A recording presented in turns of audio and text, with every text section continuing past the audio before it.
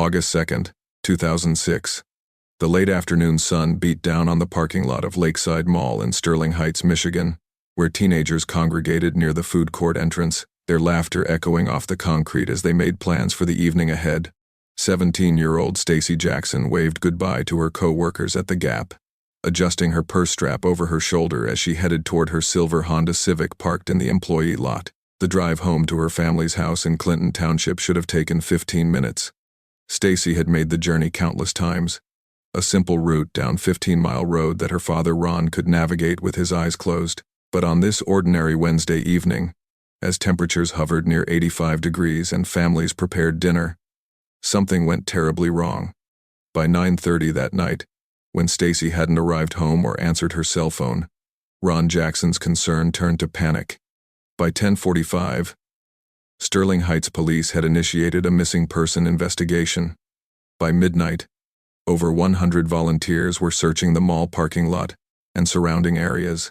What began as a missing teenager case would become Michigan's most haunting unsolved mystery for 18 years, a case that saw investigators chase hundreds of leads, interview thousands of witnesses, and exhaust every resource available to mid-2000s forensic science. Then, in January 2024, a breakthrough that stunned not just Sterling Heights but law enforcement agencies nationwide. Advanced DNA technology and a cigarette butt found in an old evidence box would finally answer the question that had tormented the Jackson family and the entire Clinton Township community for nearly 2 decades. Who took Stacy Jackson? Before we dive deep into this shocking case and reveal the arrest that no one saw coming, take a moment to hit that subscribe button. This channel brings you the most compelling cold case investigations, and I don't want you to miss what happens next in this extraordinary story of persistence, breakthrough science, and a truth that was hiding in plain sight all along. Stacy Marie Jackson was born on March 12, 1989 in Mount Clemens, Michigan, to Ron and Linda Jackson. An only child, Stacy arrived as what her mother called our miracle baby and the center of our universe. From her earliest days, Stacy displayed a personality that friends and family described as radiant. She had this incredible energy, Linda Jackson would later tell investigators.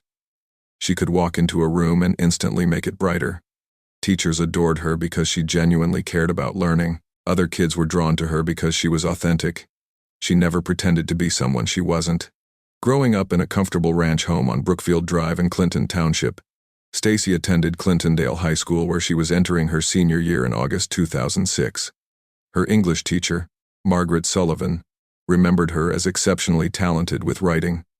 Stacy had this gift for storytelling, Sullivan recalled in a 2007 interview. She'd write these personal essays that made you laugh and cry in the same paragraph. She was going places. I had no doubt about that. By August 2006, Stacy was thriving in every aspect of her young life. She had been accepted to Michigan State University for the following fall, worked part-time at the Gap to save money for college, and had recently started dating a classmate named Tyler Morrison. She was on top of the world that summer. Her father, Ron, would tell police everything was going right for her. She had her whole future mapped out. Melissa Chen, Stacy's best friend since middle school, lived 2 streets away on Hampton Road. The 2 girls were inseparable. Stacy was like my twin, Melissa would tell police just hours after the disappearance. We talked every single day, sometimes for hours. We had plans to be roommates at State. She was supposed to help me move into my dorm in 2 weeks. The Jackson family was deeply embedded in Clinton Township's close-knit community. Ron worked as an automotive engineer at General Motors Technical Center while Linda managed the office at a local dental practice. Summer evenings were often spent grilling in the backyard or taking walks around the neighborhood. That particular Wednesday, August 2nd, had started like any other summer day.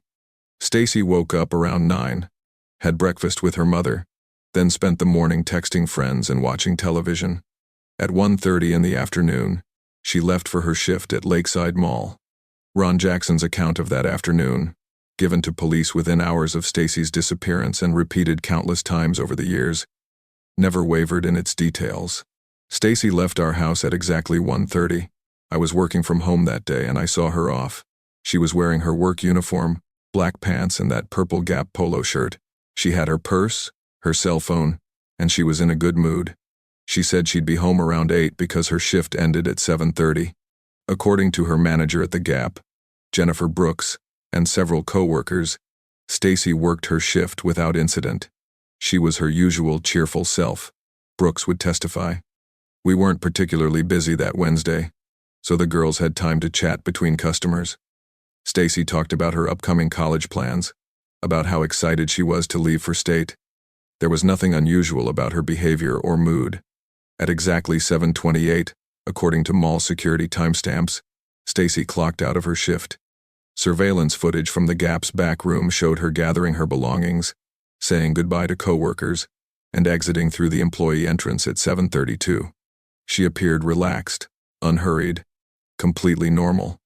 From the employee entrance to the parking lot where Stacy's Honda Civic was parked was a walk of approximately 200 feet. Mall security cameras captured Stacy walking through the lot at 7:34, her purse over her shoulder, car keys in her hand. The footage showed her approaching her vehicle, which was parked in row E, space 23. Then something happened that investigators would analyze frame by frame for years to come.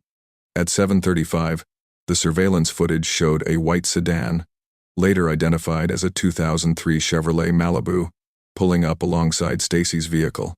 The footage was grainy, the angle imperfect, but investigators could make out a figure emerging from the driver's side. What happened next was partially obscured by other parked vehicles, but at 7:37, the white Malibu drove away. Stacy Jackson was never seen again. Her Honda Civic remained in the parking lot, untouched. Her keys later found on the ground beside the driver's side door. Inside the vehicle, police would find her work apron folded neatly on the passenger seat. Her cell phone was missing. By 8:15 that evening, when Stacy hadn't arrived home, Ron Jackson called her cell phone. The calls went straight to voicemail. He called the Gap and spoke to Jennifer Brooks, who confirmed Stacy had left on schedule. Ron then called Melissa and Tyler, thinking perhaps Stacy had decided to meet up with friends. No one had heard from her. At 8:45, Ron and Linda drove to Lakeside Mall. They found Stacy's Honda exactly where she had parked it that morning, locked and undisturbed except for the keys on the ground. At 9:03, Ron Jackson called 911 from the mall parking lot. Sterling Heights police responded immediately. The first officers arrived at 9:14, just 11 minutes after the call. Within an hour, the parking lot had been cordoned off as a crime scene. Detective Michael Chen was assigned as lead investigator. His initial report noted the disturbing circumstances surrounding the disappearance. Victim is 17 years old, responsible student with college plans, no history of running away, strong family relationships, no known conflicts, disappeared from her workplace parking lot in broad daylight with her vehicle left behind and keys dropped on the ground. Surveillance shows suspicious vehicle at scene. This appears to be an abduction. The missing person alert issued at 10:20 brought the Detroit metropolitan area to attention. Stacy's senior portrait, showing her bright smile and long blonde hair, appeared on local news broadcasts and spread rapidly through early social media platforms like MySpace. The description was specific: 17-year-old female, blonde hair to shoulders, blue eyes, 5 feet 6 inches tall, approximately 120 pounds, last seen wearing black pants and purple Gap employee shirt, carrying black purse. The response from the community was swift and powerful. By midnight, volunteers had gathered at the mall. Sterling Heights police organized search teams that worked through the night, checking dumpsters, wooded areas near the mall, and every business with a view of the parking lot. Local media ran continuous coverage. "This is Sterling Heights," longtime resident Patricia Moore told a Fox 2 Detroit news crew that night. "We don't let our kids disappear without doing everything possible to bring them home." Through the night of August 2nd and into the morning of August 3rd, the investigation intensified. Police dogs tracked a scent from Stacy's vehicle to the area where the white Malibu had been parked, then lost the trail. Investigators collected the surveillance footage from 18 different cameras throughout the mall property. Officers began the massive task of identifying and locating every white Chevrolet Malibu registered in Macomb County. By dawn on August 3rd, investigators had interviewed 32 potential witnesses, collected the surveillance footage, and begun processing Stacy's vehicle for evidence. Yet Stacy Jackson remained missing. The first 72 hours are absolutely critical. Detective Chen explained at a press conference on August 4th. We have every available officer working this case. We have solid leads we're pursuing. The white Malibu seen on surveillance is our primary focus. Someone knows who was driving that vehicle. We need them to come forward now. As August 3rd turned to August 4th, the investigation focused intensely on the white Malibu. Enhancement of the surveillance footage revealed a partial license plate.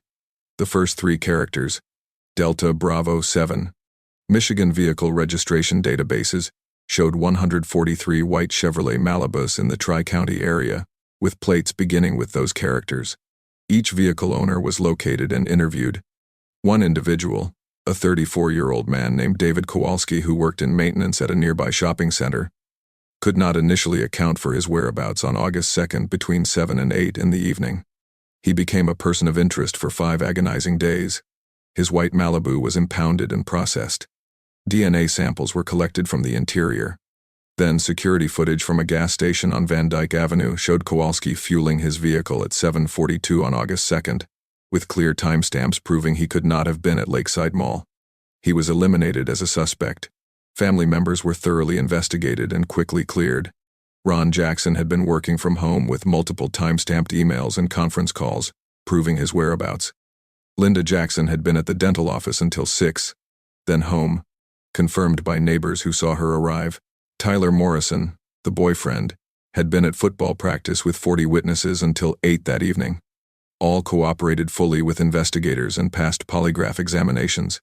Another avenue of investigation centered on Stacy's cell phone, which had gone dark immediately after her disappearance.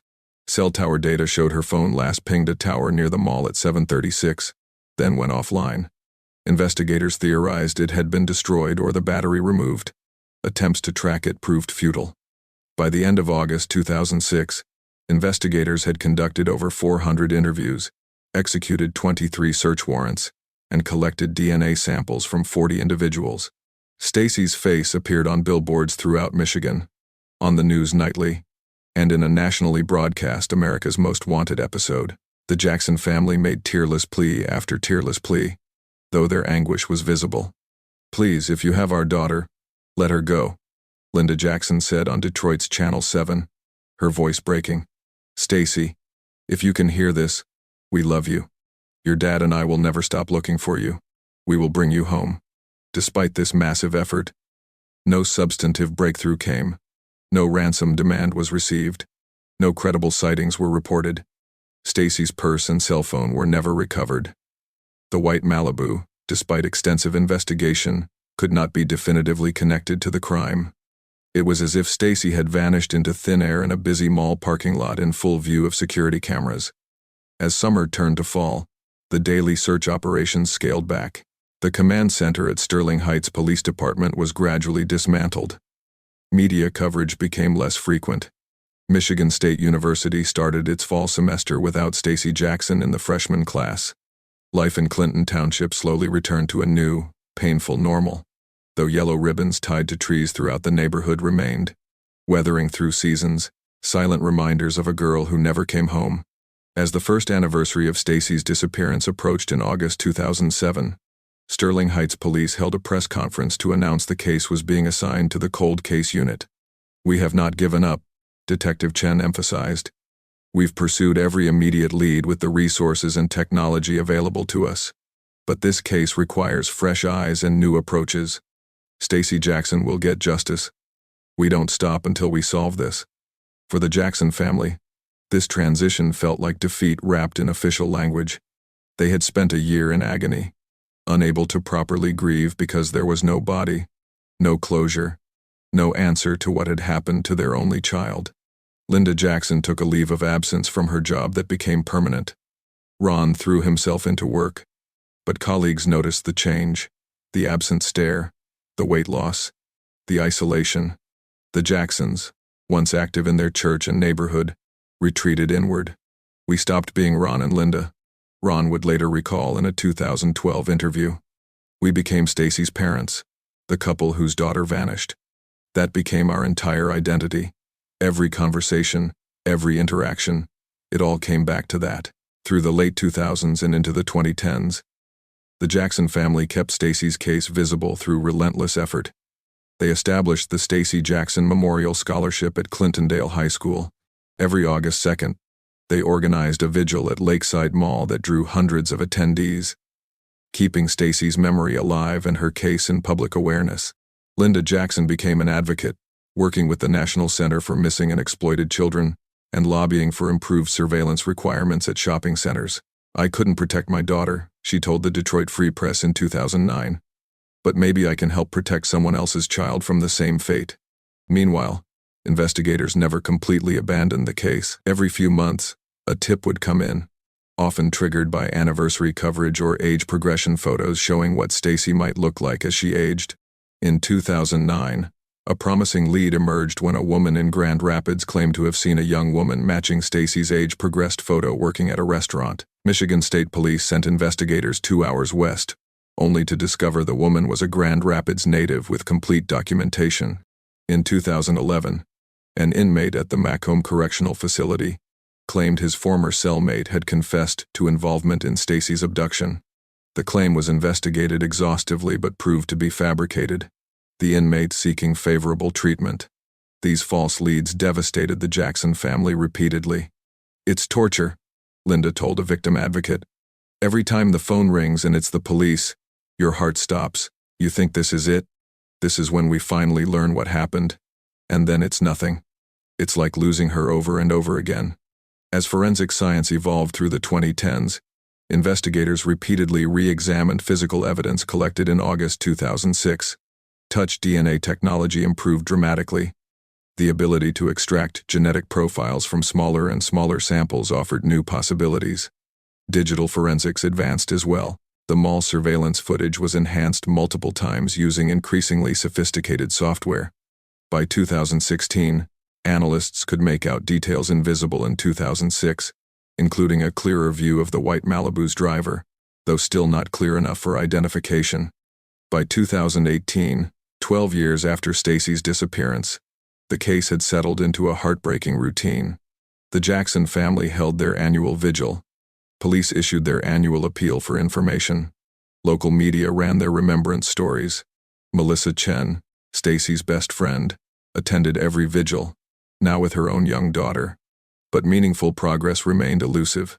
Then, in 2019, a breakthrough in forensic genetic genealogy began transforming cold case investigations nationwide.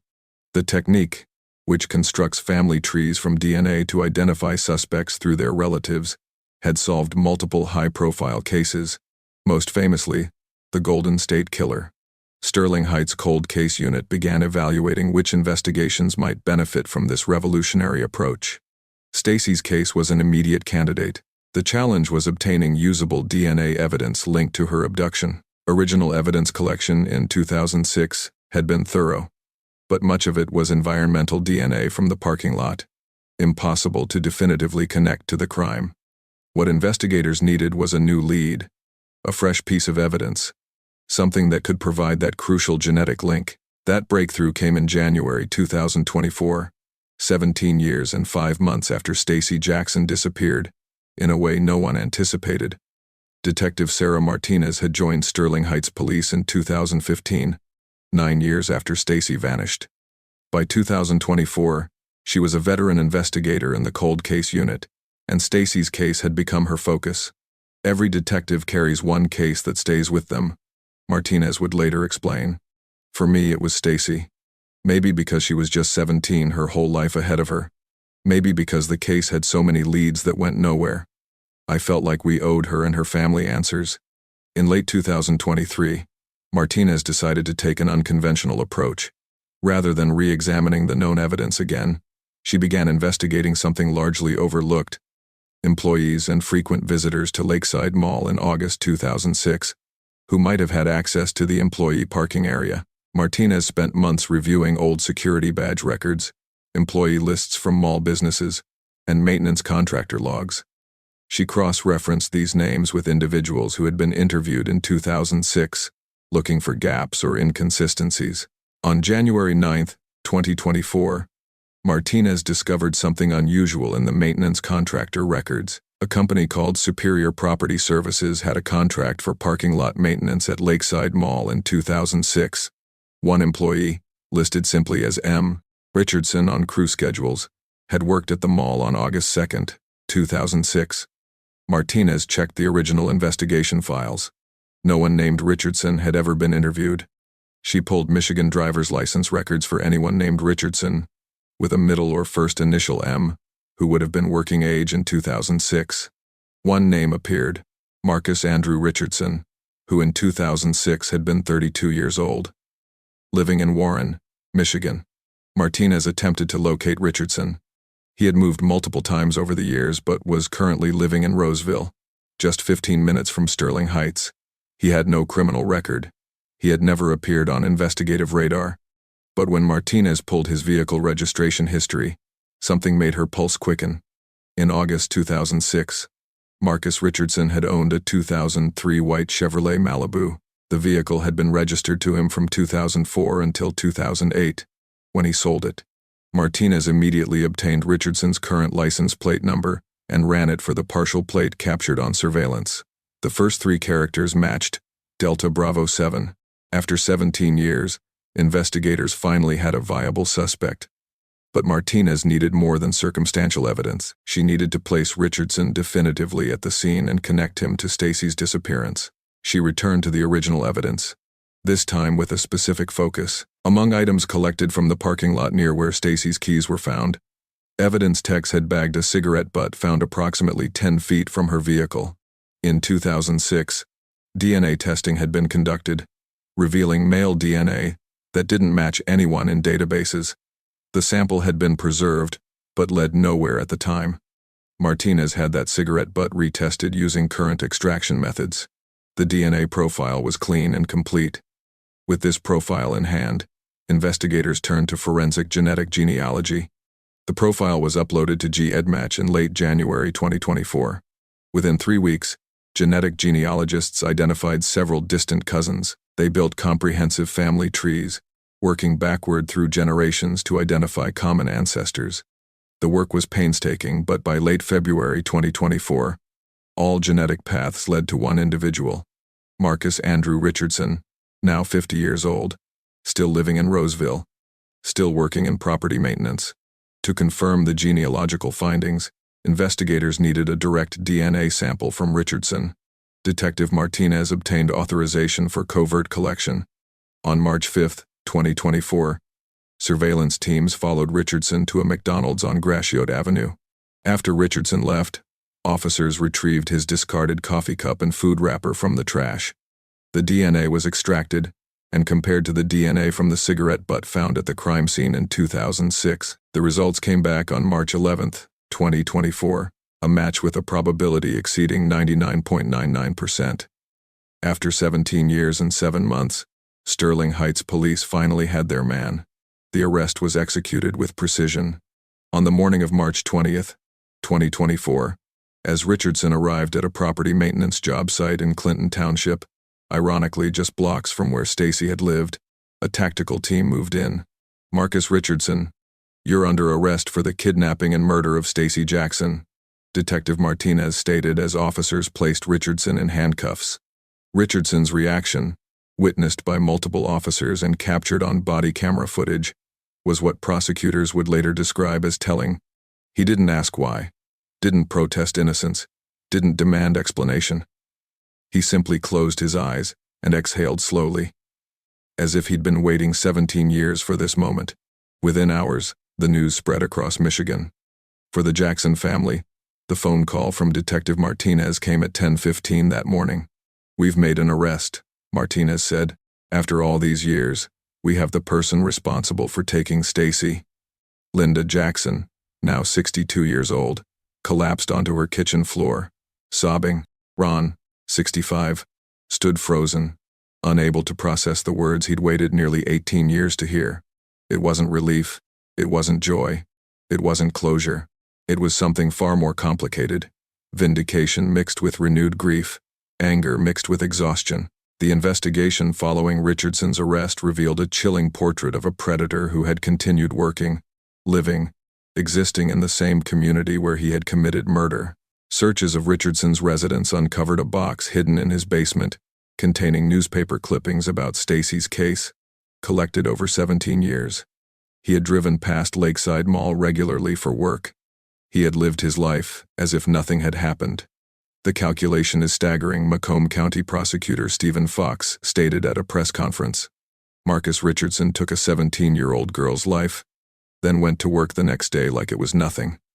He watched her family suffer for 17 years and never showed a moment of remorse. During interrogation, Richardson initially invoked his right to an attorney. However, faced with overwhelming DNA evidence, mall surveillance placing his vehicle at the scene, and his employment records confirming his presence, his defense team eventually negotiated a plea agreement. In exchange for revealing what happened to Stacy and the location of her remains, Richardson would plead guilty to second-degree murder, avoiding a first-degree murder trial. On May 15, 2024, Marcus Richardson led investigators to a wooded area near Stony Creek Metro Park, approximately 12 miles from Lakeside Mall. There, in a shallow grave hidden beneath years of fallen leaves and undergrowth, investigators recovered human remains. DNA analysis confirmed them to be Stacy Jackson. The medical examiner determined cause of death was asphyxiation, and that Stacy had died within hours of her abduction on August 2, 2006. Richardson's statement, delivered through his attorney, provided the timeline the Jackson family had desperately needed for 17 years. According to the confession, Richardson had been finishing a maintenance shift at the mall when he saw Stacy walking to her car. He followed her in his Malibu, pulled alongside her vehicle, and approached her claiming there was a problem with her car he'd noticed while working. When she leaned down to look, he forced her into his vehicle, drove to the remote location, killed her, and buried her body. He then returned to the mall parking lot, tossed the cigarette he'd been smoking near her vehicle, and drove away. He went home, had dinner, and never spoke of it to anyone. The trial and sentencing took place in July 2024. The courtroom in Mount Clemens was filled with media, community members who remembered the case, and most importantly, Ron and Linda Jackson, now in their mid-60s, sitting in the front row holding hands as they finally heard the truth about their daughter's final moments. Melissa Chen, Stacy's best friend, now 35 with 2 children, provided a victim impact statement that left the courtroom in tears. "Stacy should be here," Melissa stated, her voice shaking. "She should be 35 years old with a career, maybe a family of her own. We should be raising our kids together like we planned." Marcus Richardson stole all of that. "He didn't just kill my best friend. He killed the person she would have become and all the lives she would have touched." Judge Patricia Morrison sentenced Richardson to life in prison with no possibility of parole for 30 years. "You preyed on a teenager in a parking lot," the judge stated. "You stole Stacy Jackson from a family who loved her deeply. You buried her like she was nothing and went about your life for 17 years while her parents suffered unimaginable pain. Your actions represent a level of cruelty and callousness that demands the maximum punishment available under law." For the Jackson family, the resolution brought emotions they struggled to articulate. Stacy's remains were laid to rest in a private ceremony at Resurrection Cemetery on August 2, 2024, exactly 18 years after she disappeared. The headstone reads, Stacy Marie Jackson, March 12, 1989 to August 2, 2006. Forever 17. Forever in our hearts. Forever missed. The Stacy Jackson Memorial Scholarship continues, expanded now with donations that poured in after Richardson's arrest. Linda Jackson has become a national voice advocating for cold case DNA testing and improved security at retail locations. This case was solved because one detective refused to give up and because science finally caught up, she told Michigan Radio. How many other families are out there waiting for that same combination of dedication and technology? Detective Martinez, whose methodical re-examination of employee records led to the breakthrough, received the Sterling Heights Police Department's Distinguished Service Award. But she deflects recognition. This was about Stacy, Martinez reflected, about giving her family the answers they deserved and making sure her killer faced justice. If this story moved you, please subscribe to this channel and hit the notification bell. Every week we explore cases like Stacy's, stories of families who refuse to give up and investigators who never stop searching for truth. Your support helps ensure these victims are never forgotten. 17 years and 7 months is an impossibly long time to wait for answers. But for the Jackson family, the waiting finally ended. Stacy can rest in peace, knowing the truth was uncovered and her killer will spend the rest of his life behind bars. And for every other family still waiting for answers about a missing loved one, Stacy's case offers something invaluable: hope that justice, even long delayed, can still come.